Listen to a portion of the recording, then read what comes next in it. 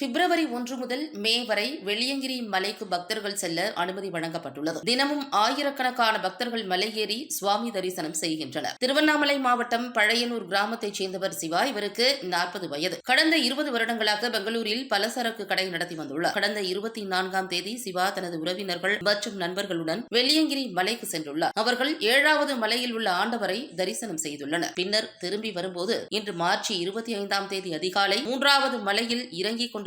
அப்போது அவருக்கு மூச்சு திணறல் ஏற்பட்டு மயங்கி விழுந்து இறந்துள்ளார். சிவாவுக்கு நித்யா என்ற மனைவியும் 3 ஆண் குழந்தைகளும் உள்ளனர். அவருக்கு 2 வருடங்களுக்கு முன்பு இருதயத்தில் பிரச்சனை ஏற்பட்டது. இதற்காக பெங்களூரில் உள்ள ஒரு தனியார் மருத்துவமனையில் இருதய அறுவை சிகிச்சை செய்துள்ளனர். இந்த சம்பவம் குறித்து ஆலாந்துறை போலீசார் விசாரணை நடத்தி வருகின்றனர். அவரது உடலை கைப்பற்றி பிரேத பரிசோதனைக்கு அனுப்பி வைத்துள்ளனர். வனத்துறையினர் கடந்த சில நாட்களாக தொடர்ந்து ஒரு விஷயத்தை வலியுறுத்தி வருகிறார்கள். அதாவது தொடர்ச்சியாக இதய பிரச்சனை, சுவாச கோளாறு உள்ளிட்ட பிரச்சனை இருப்பவர்கள் மலை ஏறக்கூடாது என்று அவர்கள் கூறி வருகிறார்கள். அதாவது இதய நோய் மற்றும் சுவாச கோளாறு உள்ளவர்கள் மலை ஏறுவதை தவிர்க்க வேண்டும் என அறிவுறுத்தப்படுகிறார்கள். அவ்வாறு இருக்கும் நிலையில் இருதய பிரச்சனை உள்ள நபர் மலை ஏறி இறங்கும் போது உயிரிழந்துள்ளது அதிர்ச்சியை ஏற்படுத்தியுள்ளது.